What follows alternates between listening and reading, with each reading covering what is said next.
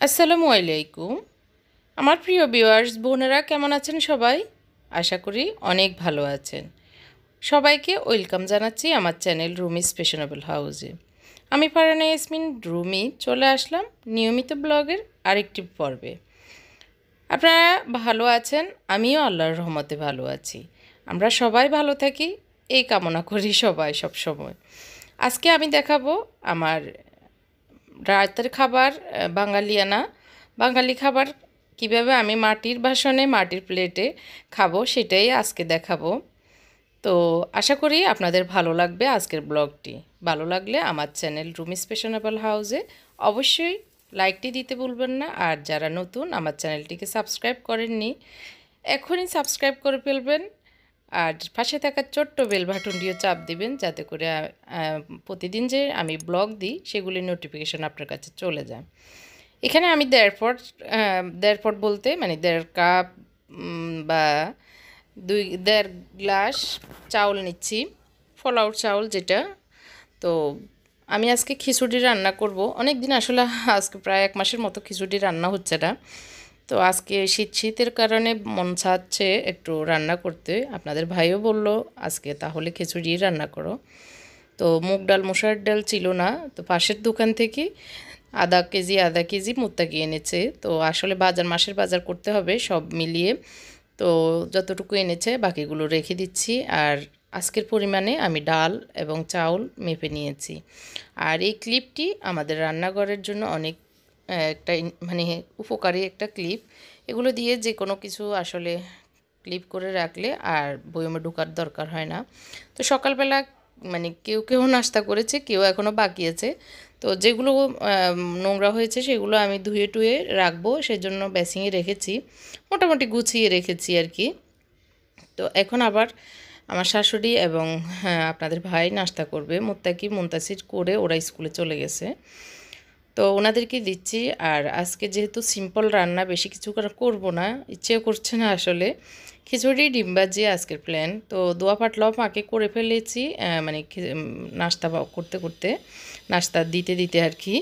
তো দোয়া পাটলাগুলো করে রেখে দিয়েছি, একটু পানি শুকালে আমি রেখে দিব। আর আমি সবসময় দোয়া পাটলা করে একটা র্যাকে মানে বড় একটা জালিতে রাখি। তো আজকে ওটাতে অন্য কিছু আছে, এই কারণে এইভাবে রেখে দিয়েছি। তো ওনাদেরকে খাবার দিয়ে আমি আবার খিচুড়ির প্রিপারেশানে চলে যাব। কারণ খিচুড়িটা আজকে রাইস কুকারে আবার রান্না করছি। গ্যাস যেহেতু আমার সিলিন্ডার, সেহেতু আমি চেষ্টা করি একটু মানে গ্যাসের সাশ্রয়ী হওয়ার জন্য রাইস কুকারেই রান্না করতে। আর রাইস কুকারে রান্না করলে খুবই টেস্ট লাগে, ভালোই ঝরঝরা হয়, আমার থেকে মানে ঝামেলামুক্ত মনে হয় আর কি। তো ওনারাও নাস্তা করে নিয়েছে আর বললো চা দাও। তো চাটা আমাদের দুজনের জন্য করে নিচ্ছি, আমার শাশুড়ি খাবেন না, উনি খায় না। তো আসলে শীতের সকালে চাটা না হলে মনে হয় যে কি যেন খাওয়া হয়নি এরকমই মনে হয়। অনেক ঠান্ডা আজকে 2-3 দিনই আসলে, জানি না কার কেমন লাগতেছে, আমার কাছে অনেক ঠান্ডা লাগতেছে আসলে বিশেষ করে। তো যাই হোক, খাবার দাবার শেষ করে রান্না করে আমি আবার বের হব। তো রান্নাটা করে নিচ্ছি, ঘর গুছানো সব কিছু করে নিচ্ছি আর কি আস্তে আস্তে, সকালবেলা এখন যেহেতু। তো রাইস কুকারটা বের করে নিচ্ছি, রাইসগুলো ধুয়ে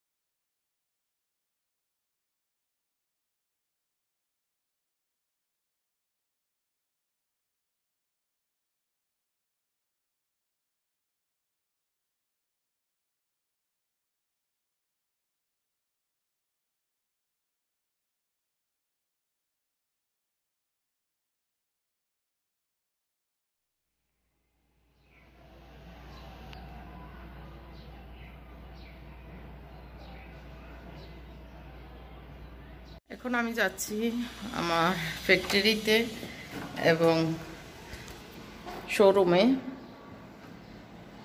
এখন আসর নামাজের পর যাচ্ছি, একটু অপেক্ষা করে আসলে।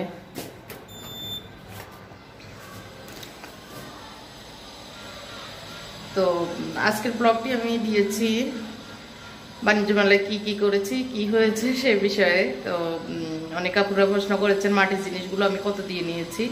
তো এগুলো কোনোটার প্রায় কি ঠিক করতেছে, ঠিক আছে নিচে যাবেন। হ্যাঁ, এখন আমি দোকানে এসে পৌঁছেছি আর ফ্যাক্টরি থেকে কিছু ড্রেস এনেছি, সেগুলো একটু ডিসপ্লে করলাম। তো আপনাদেরকে একটু পরে দেখাবো আমার আজকে ফ্যাক্টরি থেকে কি এসেছে। কিছু নতুন ক্যাপ এসেছে, মানে বোরকার উপরে পরার, নর্মাল বোরকার উপরে পরে বের হওয়া যাবে স্কুলে বা বাজারে যেতে, ওই রকমই। তো খুবই সুন্দর, পাতলা, পরতেও আরামদায়ক এরকম। আর আমি যে বাণিজ্য মেলায় গিয়েছি সেটার আজকে যে ব্লগটি গিয়েছে, অনেক আপুরা অনেক সুন্দর সুন্দর কমেন্ট করেছেন, সেজন্য অনেক অনেক শুকরিয়া এবং ধন্যবাদ। আর সেখানে যে আমি চপারটা কিনেছি সেটা আমি ভিডিওতে বলে দিয়েছি। চপার এবং একটা নাইফ কিনেছি, সেটা 1000 টাকা, নাইফটা 100 টাকা, আর 900 টাকা দিয়ে চপারটা কিনেছি। আর হচ্ছে মাটির প্লেটগুলো 100 টাকা করে কিনেছি, আর পাতিলটা ঢাকনাসহ 150 টাকা নিয়েছে। এই তো। আর হচ্ছে কি যেন জিজ্ঞেস করেছে অনেক আপুরাই, অনেক কমেন্ট করেছেন আসলে। তো আমি ফ্যাক্টরি থেকে এসেছি একটু আগে, এসে এগুলো একটু গুছালাম। আপনাদের ভাই আসবে সন্ধ্যার পরে, এখন একটু পরে আজান দিবে মাগরিবের।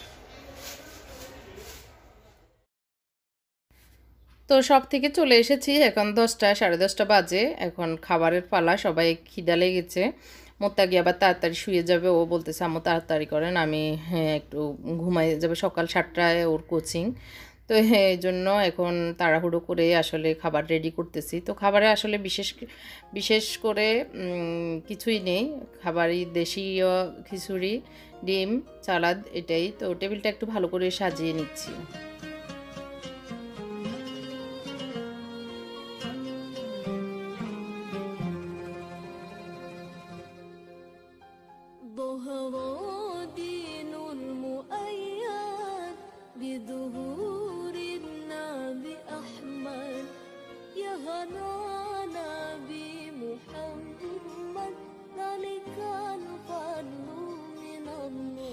এখন সালাডটা করে নিচ্ছি, টমেটো, খিরা, হ্যাঁ মানে দেশীয় খিরাটা দিয়ে, আর হচ্ছে কাঁচামরিচ আর চপাত দিয়ে আমি খুব সুন্দর করে একটু মিহি করে করে নিয়েছি গাজর।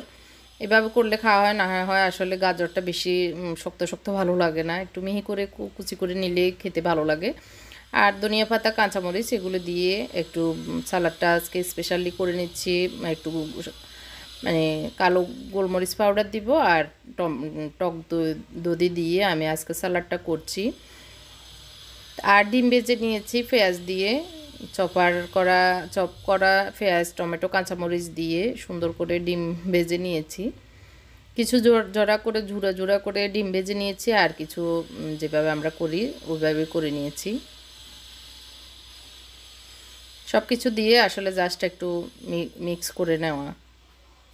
এই সালাডটা খেতে একটু টমেটো দিয়ে করলে খিচুড়ির সাথে টকটক একটু ভালোই লাগে খেতে। তো এই যে আমি ডিম ভেজে রেখেছিলাম আমাদের 4 জনের, আমার শাশুড়ি খাবে না, উনি আরও আগে একটু ওনাকে রুটি শোয়াই দিয়েছি, উনি 8টা, 8:30টার ভিতরে খেয়ে নিয়েছিল। আর কিছুই খাবে না বলতেছে, আজকে আর উঠবেও না, এরকম আর কি। তো একটু পেঁয়াজ নিয়েছি, সবাই একটু পেঁয়াজও খাবে। তো এই যে আমার যে বাণিজ্য মেলা থেকে আনা মাটির বাটিগুলো আমার খুব ভালো লাগে, কিউট। তো হয়তো অনেকে হয়তো মনে করবেন আপু হয়তো কি এগুলো ফেলে দেওয়ার জিনিস এনে এখন দেখাইতেছেন। আসলে অনেক সময় ফেলে দেওয়ার জিনিসও কিন্তু অনেক মূল্যবান মনে হয়, অনেক দামি মনে হয়। দামি দামি জিনিস আছে মানে আমার সামর্থ্য অনুযায়ী, কিন্তু সেগুলোর থেকেও এখন মাটির এগুলো অনেক কিউট লাগতেছে, ভালো লাগতেছে, এই আর কি। তো খিচুড়ি বাঙালির ঐতিহ্য, আর মানে বাঙালির রেসিপি, আর তার সাথে মাটির বাসন, মাটির জিনিসে পরিবেশন করতে আজকে ভালোই লাগতেছে, আপনাদের সাথে শেয়ার করছি তাই।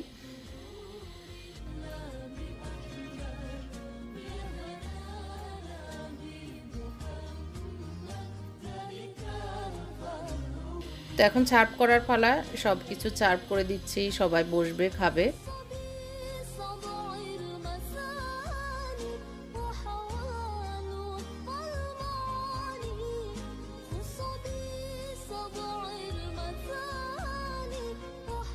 এই তো রেডি, সবাই এখন টেবিলে বসবে। আর মুনতাসির বায়না ধরেছে ও মাটির প্লেটটাতেই খাবে। ভেবেছি ওর আব্বুকে দিব, তো ও বলল না ওই খাবে ওটাতে স্পেশালি। তো ওকে বললাম আচ্ছা বসো। ওরা দুজনে আমাকে হেল্প করছে, পানি আনা, সব কিছু আনা থেকে শুরু করে। তো টুকটাক আসলে আমার ছেলেরা সবসময় আমার সাথে অনেক কাজ করে, তো এর জন্য আসলে আমার অনেক উপকার হয়। তো এখন প্লেট দিয়েছি সাদা, কিন্তু মুনতাসির বলতেছে আম্মু এগুলো ভালো লাগতেছে না, এগুলো চেঞ্জ করো। তো চেঞ্জ করে আরেক প্লেট দিচ্ছি। এই তো টেবিল রেডি।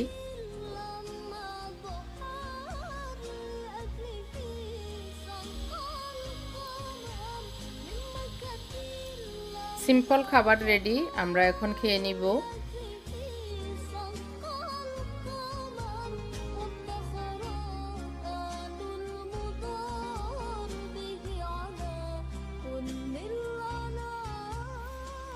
তো আজকের খাবারের মেনু হচ্ছে সালাদ, ডিম ভাজা, খিচুড়ি, জুড়া ডিম, তারপরে সকালের মুগ ডাল ভুনা। তো এই তো রাতের খাবার, কিন্তু এর চেয়ে বেশি কিছু আর লাগেই না। যাই হোক, আপনাদের ভালো লাগলে কমেন্ট করে আমাকে জানাবেন।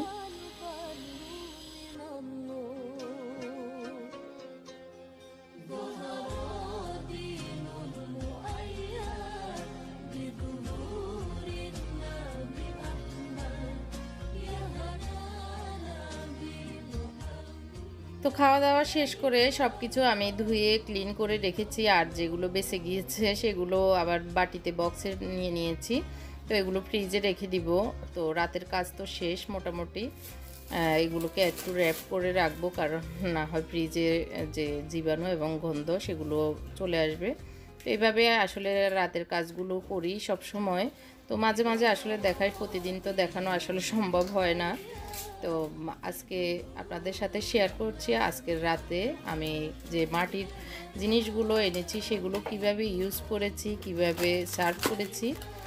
জানি না আসলে আপনাদের কেমন লেগেছে, একটু মানে আমার শখের জিনিসটা আপনাদের সাথে শেয়ার করেছি আর কি। যাই হোক, সবাই আসলে সব কিছু সবার যে ভালো লাগবে তা না, যেরকমই লাগে কমেন্ট করে জানাবেন। এখন আমার এক প্রিয় বোনকে দেখাচ্ছি। এটা হচ্ছে পূর্বাচলে আমরা যখন গিয়েছিলাম, তো এই বোনটি দেখে সাথে সাথে উনি ইয়েতে ছিলেন, সিএনজিতে ছিলেন, নেমে আমাকে জড়িয়ে ধরেছেন, বলল আপনার ব্লগ দেখি। তো আমার ভাই ভাবি সবাই ছিল সবার সামনে, খুবই ভালো লেগেছিল আসলে তখনকার মুহূর্ত। আসলে আপুরও অনেক ভালো লেগেছে আমাকে দেখে, আর ওনাকে দেখেও আমি অনেক খুশি হয়েছি। তো আপুর জন্য সবাই দোয়া করবেন। আর আপনি আজকে দেখলে অবশ্যই আপনার ভালো লাগবে। তো এই তো অনেক আপুদের সাথে দেখা হয়। তো এখানে আমার আজকের ব্লগটি শেষ করছি। রাতে যে নাইট রুটিন, ক্রিম লাগিয়ে। সবাই ভালো থাকবেন। আল্লাহ হাফেজ, আসসালামু আলাইকুম।